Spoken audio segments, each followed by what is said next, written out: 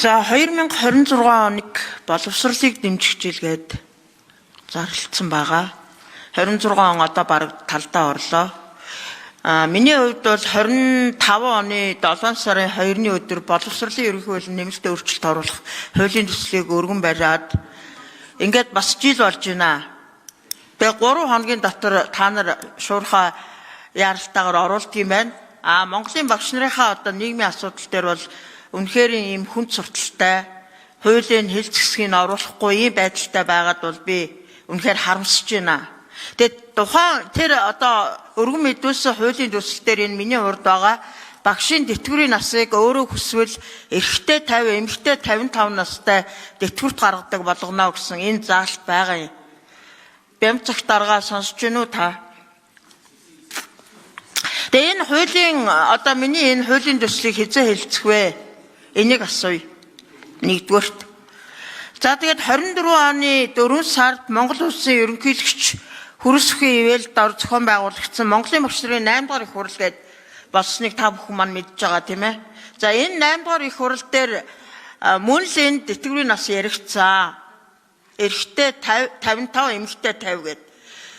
Тэгээд энийг одоо бүр ингээд 2024 оны 4 сарын 13-ны өдөр Монголын багш нарын 8 дахь их хурлын шийдвэрийг хэрэгжүүлэх зарим арга хэмжээний тухай 4-р тогтоол гэж баталсан. За энэ дээр болохоор энэ тогтоолын 3-р хавсаралт багшийн нийгмийн баталгаа цалин үнсний талаар хэрэгжүүлэх арга хэмжээ 11-р зүйл дээр боловсролын байгууллагын багшийн тэтгэврийн насыг өөрөө хүсвэл эрэгтэй 55, эмэгтэй 50 гэдэг ингээд оруулсан байна. Тэгэхээр энэ дээр та бүхэн маань ямар ажил хийсэн бэ 24 оноос хойшоо? Тэгээ энийг бүр асуумаар байна. Учир сайдаа. Би таныг их хурлын дарга байхад нөгөө хуулиа ярьж илээсэн. Өнөөдөр таныг ерөнхий сайд болоход бас нөгөө л хуулиа ярьж илээн. Бас л нөгөө энэ багш нарын нийгмийн асуудал ямар шийдсэн юмгүй ингээд байлгаад ах юм. Тэгээ энийг одоо хизээ шийдэх вэ? Энэ хуулийг хизээ хэлцэх вэ?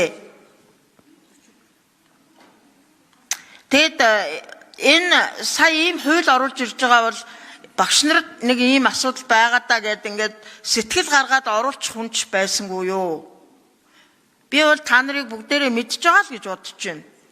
Багш нар энийг чинь одоо 24 онд Монголын багш нарын 8 дахь их хурлаар бараг ардын намын ерөнхийлөгч байсан, ерөнхий сайд нь оюун эрдэнэ байсан, хурлын дарга Зандан Шүтэр байсан. Тэгээд заал гээд гарцгаасаа одоо өнөөдөр хийсэн юмгүй сууж байна. Тэгэхээр энэ дээр одоо би учир сайдаас маш тодорхой хариулт сонсохыг хүсэж байна. Багш нар ч гэсэн энэ дээр одоо бараг бүтэн жил гаруй нөгөө хууль хизээ хэлцэх вэ гэд надаас одоо бараг худалч үнд өдөр болгон багш нар асууж байна. Тэгэхээр энэ дээр одоо та бүхэн маань эрх барьж байгаа намынхан ерөнхий сайдч байна, их хурлын дарганч байна. Та хоёулаа тодорхой хариулт өгөөрэй. Энэ хуулийг хизээ хэлцэх юм бэ? Энэ хуулийн дээр чи энэ байгаа байхгүй юу? Энэ хамгийн гол заалт. Тэгээ энийг нэг хариулт, тодорхой хариултыг би учир сайд Бямцагт дарга хоёроос асууя. Тэгээд тодруулъя. Тэгээ мөгдөө гişүн бит хоёрч багш нарын төлөө олон жил аль нь сэтгэл зүтгэл гаргаж ажиллаж байгаа хүмүүс учраас боловсролын салбарын одоо гол одоо ачааг нь үрж байгаа энэ багш нарыг дэмжих бодлого бол манай засгийн газрын гол бодлого. Гэхдээ зөв нэг зүйлийг бас хэлэхэд энэ удаагийн тэтгэврийн энэ тогтолцооны шинжилгээний гол зорилго бол эрт тэтгэврт гарвал тэтгэвэр багаар тогтоолох, илүү олон жил шимтгэл төлөвлөл өндөр тогтоолох шударга зарчим руу шилжиж гэж зорж байгаа. Одоо яагаад хүмүүс эрт тэтгэврт гарья гэдгийг илүү сонгоод байна гэхээр илүү олон жил шимтгэл төлөөд одоо эрт биш хойно тэтгэврт гарлаа гэхэд өндөр тэтгэвэр надад оногдохгүй учраас аль болох эрт гарчия гэдэг шүү дээ. Үнэхээр 5 жил хөдөлмөрлөө жил болгон 4% нэмдэг байсан бол манай багш нар бол 60 наснда тэтгэврт гарья гэд асуудал байхгүй. Гэтэл 50 настайдаа гарсан ч 60 настайдаа гарсан ч тэтгэвэр нь ялгаагүй юм чинь эртэл гарья гэдэг бодол байна шүү дээ. Тэгэхээр манай энэ нийгмийн даатгалын сангийн бодлого ч өөрөө ерөөсөө энэ хүрээгээд хэлэх ямар ч бодлого байхгүй. Олон жил шимтгэл төснөг урамшуулдгүй юм тогтолцоо байхгүй. Харин багш нарыг бол бид нэр тэтгэврийн насыг наашлуулъя гэхээс илүүтэйгээр за олон жил шимтгэл төлөвлөл илүү өндөр тогтоолгоно гэдэг зарчмаа бариад магадгүй наснаас нь шалтгаалаад тэр нөгөө хичээлийн 7 хоногт өгж байгаа хичээлийн цагийг багасгах бусад дэмжлэгүүдийг өгөх ёстой.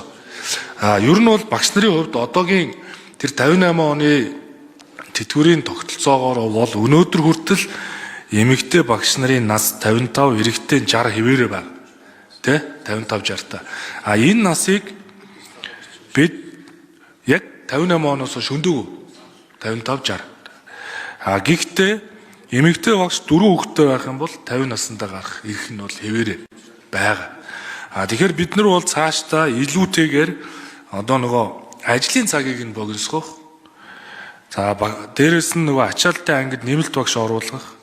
Нөгөө туслах багшийнхаа оронтойг бий болгох. Дээрээс нь тэтгэврт гарцсан бол нийгмийн даатгалын шимтгэлээс чөлөөлүүлэх. Дээрээс нь багш хүн зөвлөх үйлчилгээ ч юм уу янз бүрийн ажил хийхэд нөгөө бүх гэрээнээс шимтгэл төлөхийг бид нар зогсоочлоо шүү дээ. Жишээ нь 2 хүртэлх гэрээ байгуулад багш нар одоо ажил хийвэл зөвлөх үйлчилгээ ч юм уу хийвэл тэр нь шимтгэл төлөхгүй. Ийм хөшүүргүүдээр дэмжиж өгч байгаа.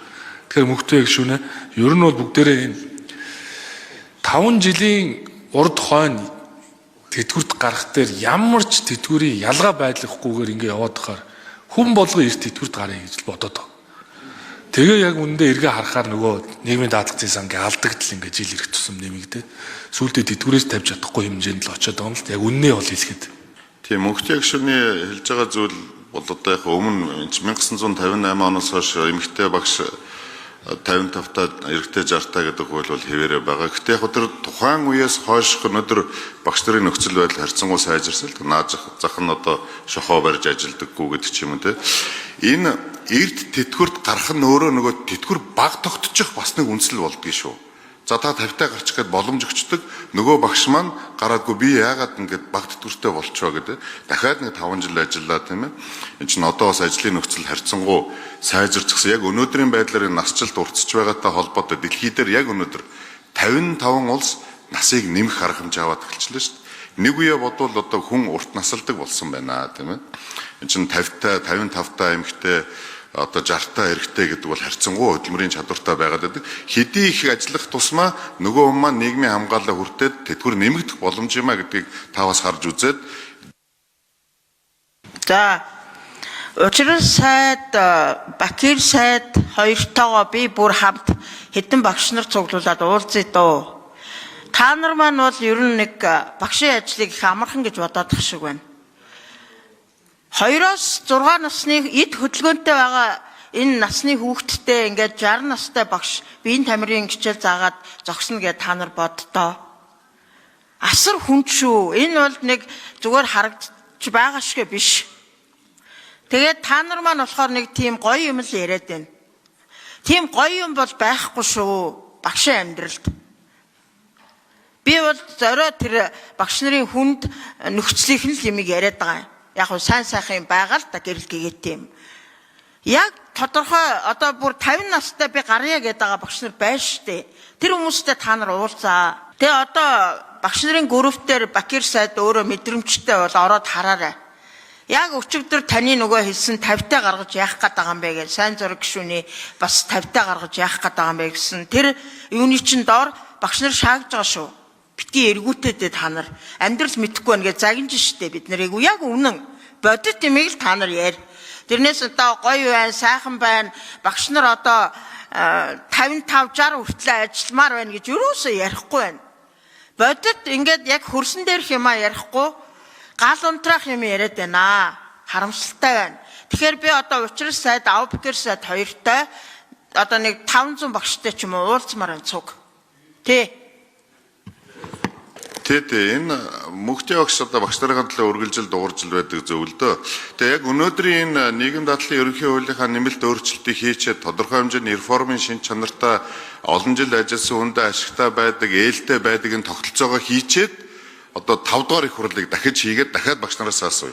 За ажилвал 9 рүү болцсон уу те. Одоо дараагийн их багш нарын их хурлыг за реформа танилцуулаад за одоо та энэ хүрээнд энэ реформыг хараад судлаад үз. Одоо та тэтгэврт гармаар байна уу гэж бас асууж үзье. За үнэхээр гармаар байна гэвэл дахиад зохицуулт хийж бас болох. Гэхдээ эрт тэтгэврт гарах нь өөрөө тухайн нөгөө ажилтныхаа нийгмийн хамгааллыг дороотуулдаг шүү. Бид нар ингээд хүн л амьдарч байгаа бол нийгмийн хамгаалал заавал цуг явах ёстой.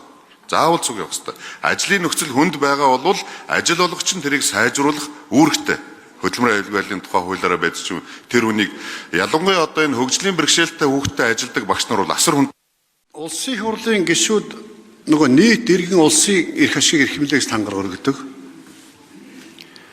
Бид нар бас нөгөө хөнжлийнхээ хэрээр хүлээж ийх ёстой. Улс орныхоо төсөв санхүү эдийн засгийн нөхцөл байдалтайгаа уялдуулж санаачилж байгаа хуулиудаа санаачлах ёстой. Тэг хит одоо дааж давахгүй хууль санаачлаад тэрийг одоо их хурл дээр батлах хэцүү, батлахгүй хэцүү. Тийм болохоор мэргэжлийн байнгын ороод нь таны санаачилсан хуулийг чуулганаар хэлэлцүүлээ, хэлцэх асуудал оруулыг санал оруулж ирэхгүй байгаамаа.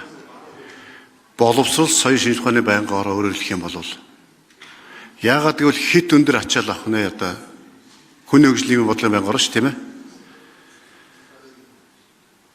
Улсын төсөв дотоодын нийт бүтээгдэхүүн 7% тэнцэх хэмжээний зардлыг боловсролын салбарт зарцуулаа гэсэн агуулга гэж байгаа. Гэтэл өнгөрсөн жил чинь бид нэр төрийн албаа агчдын цалингаа бүгднийг нийтэд нэмэгдүүлэе гэж жагаад та бүхэн бас санал гаргаад багш нар эмчнэрийнхээ эрүүл мэндийн салбар боловсролын салбарын цалин одоо нэлээд өндөр нэмэгдсэн. Төрийн захиргааны бус албаа агчдын цалин нэмэгдээгүй. Ахмадуудаа тэтгэрийг одоо хангалттай нэмж чадаагүй дөнгөж 8% нэмсэн бол манай багш нарын цалин 102 дахин нэмэгдсэн байгаа шүү дээ. Ийм байж хат бид нар бас төрийн албаа агчдыг адилхан ард түмний төлөө зүтгэж байгаа төрийн үйлчлэгийн ард иргэдэд хүргэх гэж зүтгэж байгаа улсууд ийм ялгууртай хандаад зохимжгүй байгаадах. Дээрээс нь төсөв санхүү маань даах бололцоогүй байна. Тэгээд өнгөрсөн жил ингэ шийдсэн байх дахиад ийм асуудал шийдэх гээд улсын төсөв хэцүү байхад ингээд гэдэг асуудлаар мэргэжлийн байнгын ороод нь оруулж ирэхгүй байгаа. Тийм болохоор та бүхэн бас одоо нэгэнтээ хангалттай одоо манай боловсролын салбарын бол хангалттай бас сэтгэл хангалуун байгаа шүү дээ. Цалин хангалттай нэмжлээ болчлоо гэдэг. Яг наад одоо таны ярьж байгаа эмэгтэй 50, эрэгтэй 55 чинь бол Монгол хүний дундаж наслалт 74 болцсон. Түүнтэй холбоотойгоор тэтгэврт гарах насаа жоох ахиулаад олон жил ажилласнаар илүү их тэтгэвэр авдаг болъё гэд нэг хэсэг нь хүсээд байдаг ихэнх нь. Цөөн их хүсэх хүмүүс нь бол тэтгэврт гарах насаа наашлуулъя гэдэг асуудал ярьдаг байх. Тэр нь бол цөөхөн. Гэтэл одоо илүү одоо юу гэдэг залуу замданда илүү одоо ажил хийх бүтээмжтэй туршлагатай чадвартай үедээ тэтгэвртэ гаргаад насын 50 болгочоор бүгд 50 насаа тэтгэврт гардаг болчих юм бол тэр хүмүүс чинь эргээд одоо бас хамт олонгүй эргээд хийх ажилгүй бас асуудал байдаг л баг. Тэгэхээр нэлээд сая ерөнхий сайд ярьлаа. Ерөнхий сайд Авбакир сайд та хэд маань багш нартайгаа уулзаад санал бодлын сонсоод инкам голлон сайдтайгаа хамт тэгж жагаад нэг асуудал ярих нь зүг байхаа. Ямар ч гэсэн 26 оны тухайд эрүүл мэндийн салбар, боловсролын салбарт хангалттай одоо асуудал шийдэгдсэн. Тийм болохоор одоо дахиад тэтгэврийн асуудал яригдж энэ дээр та шаардлагатай бол наад гаргаж байгаа саналаа зарчмын зөрүүтэй саналын томьёол бэлдээд оруулах боломжтой байж байгаа. Иймэрхүү байдлаар нэг шийдээд явчаа. Тэгэхээр нэг нуур амгалан бол нугас амгалан гэж тэ.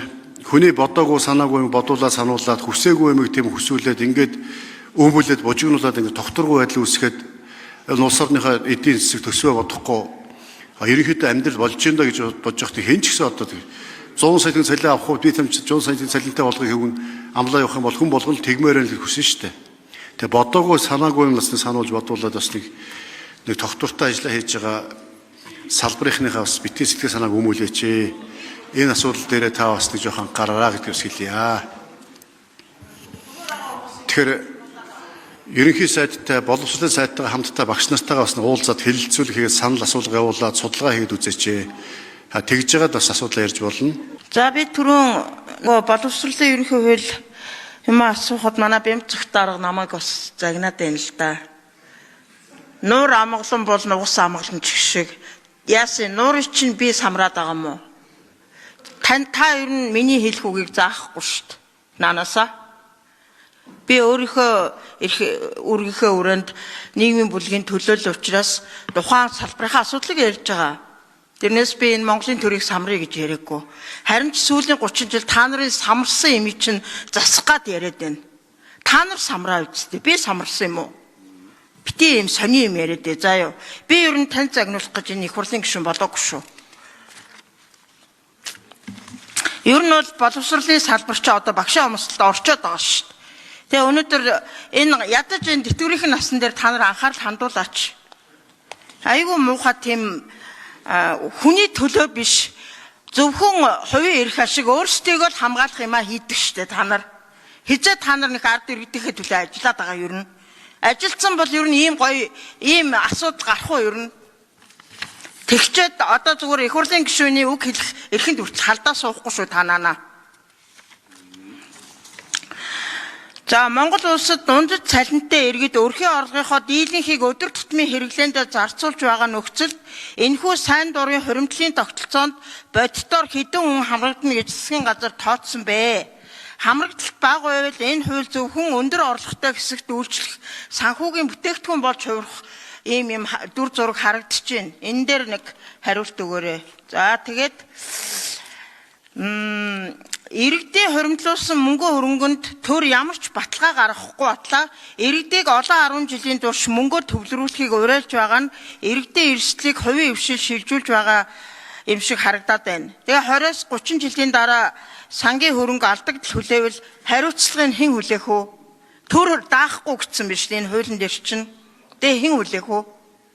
Энэ хоёр асуултанд хариулаад өгөөрэй. Тэгээд энэ Монголын багш нар өдөр шөнөгүй надаас суугаад байгаа шүү. Тэрнээс би энд бужигнуулаас хамраад байгаа юм бол байхгүй шүү. Тэрийг би бол хатуу хэлмээр байна.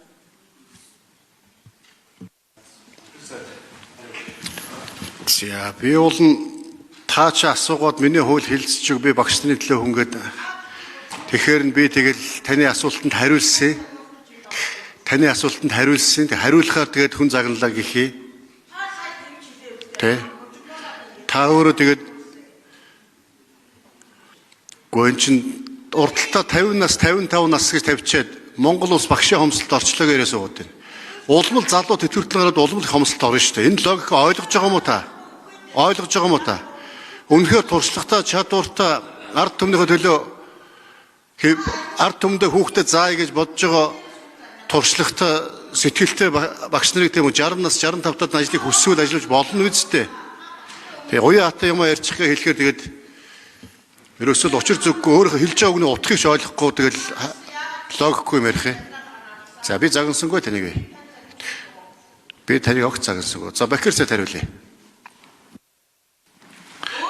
Тэгээд манай мөнхтэй гишүүн одоо багш нарын төлөө бас санаа зовоод хэлхэн зөвлөдөө ойлгож байгаа.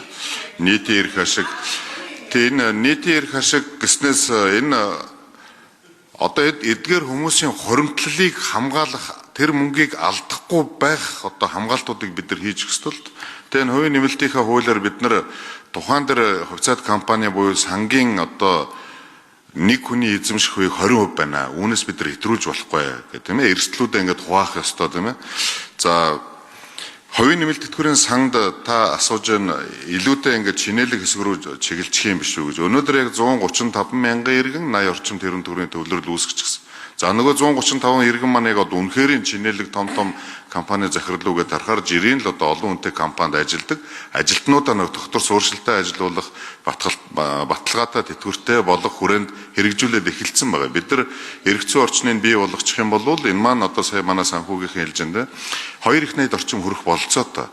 Зарим улс орнуудад дотоодын нийт бүтээгдэхүүндээ 100% тэнцвүү зөртөл хувийн нэмэлт тэтгэврийн сангуудтай болцсон ба шүү дээ. Энэ маань энэ нийгэмд өөр салбаруудад хөрөнгө оруулалт хийх шин одоо хөрөнгө оруулалтын сангийн их усүртэй болно. Бид нар одоо яг таны санаа зовж байгаа саяны хүмүүсийн мөнгийг хамгаалах юм уу гэдэг шиг яг 130 мянган даатгуулсан ч гэсэн яг тэднийг хамгаалах хууль эрх зүйн орчин байхгүй. Бид нар ингээ бий болгож өгөөд магадгүй одоо за 3,600 орчим мянган хүнтэй одоо 5-10 жилийн дараа магадгүй одоо сайхан өөр хөрөнгө оруулалт хийх юм их усүр болох баха гэсний үндсэн дээр бид нар энэ анхдагч анхны энэ хувийн нэмэлтийнхээ хуулийг сангийн хуулийг оруулж ирж байгаа маа. За махны үн нэг хон 600 мянга хүрээд Ахмадын тэтгэвэр 700 мянга байгаа тий. 100 мянган төгрөгөөр ахмадуудаа яаж амьдр гэж Монголын төр хэлээд байгаа вэ? Энэ асуудлаа одоо яаж зохицуулах гэж байна? Ахмадууд тэтгэврээ нэмүүлээгээд зогсонгууд нэг ийм залжин маягийн юм гаргаж ирээд ийм бити хийгэрэй гэж би бас та хэдэд анхааруулж хэлмээр байна. Ер нь бол энэ ахмадууд ч аргаа бараад энэ гадаа ирээ зогсоод байгаа шүү дээ. Энэ хүмүүсийг одоо яах вэ хэдүүлээ? та нар ингээд нэг худлаа аргацаас өнөө маргаашийн хурал хувь ажлын хэсэг гэж явдал хичнээн ахмад тэнд турж үхээд өлбөрч дуусч байна. Энэ асуудал дээр та нар бас нэг хариуцлага хүлээмээр байна юу? Тэд аргацаасан гэж хэрвээ аргацаах байсан бол одоо сая 500 мянга болгоход нь бид нар сая 500 мянган төгрөг яаж болгох уу гэдэг аргыг хайх байсан байх л да. Ингээд аргацаахгүйгээр бид нар энэ ерөөсө тогтолцоогоо реформ хийл та гэд энэ хуулийг оруулж ирж байгаа юм л да. Та маш зөв асуулт асуулаа, ядуурлаа яах юм бэ гэж. Одоо бид нар тэтгэвэр нийгэм дадлын зүйл гэдэг ганцхан одоо сангаас авж байгаа мөнгөөсөө илүү нөгөө ахмадуудын тэтгэврийг зарцуулж байгаа илүүтэй өргөн хэрэглээний барааны үнийг өсөөд байгаа үед нь өргөн хэрэглээний барааны үнийг зохицуулдаг механизма төр давхар ажилуулахгүй бол энэ барааны үнэтэй өрсөлдөөл уралдаал цалин тэтгэврээ нэмээл байх юм бол энэ болохгүй. Тийм учраас давхар нөгөө бодлогууд авч өгсөн. Нөгөө талдаа ахмадууд тэтгэвэр аваад юунд зарцуулж яах гэдэг судалгаануудыг хийгсэн. Хамгийн их зарцуулж байгаа зүйл маань ядж байгаа чанаргүй уугаад байдаг үйлчлдэггүй ханиадан зүгээр болдог гэдэг. Энэ Батшуугар сайдтай бид нар засгийн газар дээр бас ярилцж байгаа. Эдгээр цогц арга хэмжээг авч үзээд Батшуугар сайдаа